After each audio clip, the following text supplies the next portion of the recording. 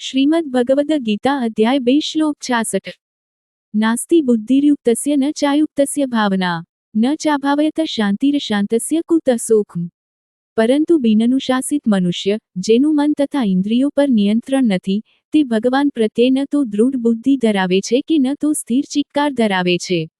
જે મનુષ્યનું મન ભગવાનમાં જોડાયું નથી તેને ક્યાંય શાંતિ નથી, અને જેને શાંતિનો અભાવ છે, તે કેવી રીતે સુખી થઈ શકે? આ શ્લોક અગાઉના શ્લોકના નિષ્કર્ષને વિપરીત અને નિષેધક વર્ણન દ્વારા દૃઢ કરે છે. અગાઉ શ્રી કૃષ્ણ કહે છે, ભગવાનને જાણો, શાંતિ પામો. આ શ્લોકમાં તેઓ કહે છે, ભગવાન નહીં, તો શાંતિ નહીં. જે મનુષ્ય મન તથા ઇન્દ્રિયોને અનુશાસિત કરવાનું શીખ્યો નથી તે ન તો ભગવાનનું ધ્યાન ધરી શકે છે કે ન તો દિવ્ય આનંદનો અનુભવ કરી શકે છે.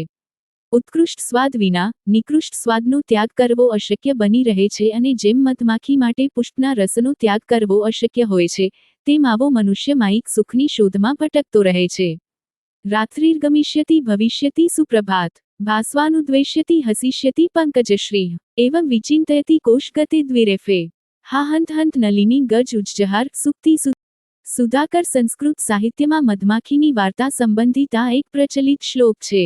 એક માખી કમળના પુષ્પ પર બેસીને તેનું રસપાન કરી રહી હતી. જેમ જેમ સૂર્યાસ્ત થતો ગયો તેમ તેમ પુષ્પની પાંદડીઓ પણ બંધ થવા લાગી. પરંતુ માખી તેની ઇન્દ્રિયના વિષયનો ભોગ કરવામાં એટલી આસક્ત હતી કે ત્યાંથી ઉડવા તૈયાર ન હતી.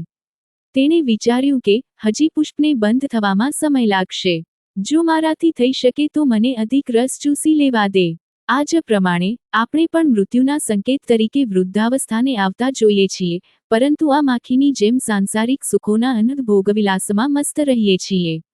દરમિયાન અંધારું થઈ ગયું, કમળનું પુષ્પ બંધ થઈ ગયું અને માખી તેમાં ફસાઈ ગઈ. તેણે વિચાર્યું, કોઈ વાંધો નહીં. આજની રાત્રિ માટે મને મારા પ્રિય પુષ્પની અંદર જ રહેવા દે.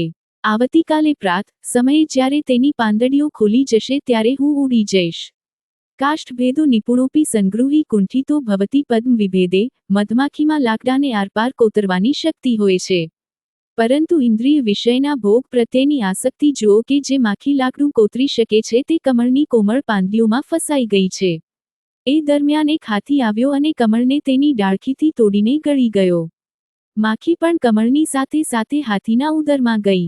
માખી વિચારવા લાગી, મારું પ્રિય કમળ ક્યાંક જઈ રહ્યું છે અને હું પણ તેની સાથે સહર્ષ જઈ રહી છું. તત્પશ્ચાત તરત જ તે મૃત્યુ પામી. આ જ રીતે આપણે મનુષ્યો પણ ઇન્દ્રિયોને સંતોષવામાં મગ્ન રહીએ છીએ અને સંતોના ભગવદ ભક્તિમાં જોડાવાના ઉપદેશ તરફ ધ્યાન આપતા નથી. અંતે કાળ મૃત્યુના સ્વરૂપે આપણને ગ્રસી લે છે.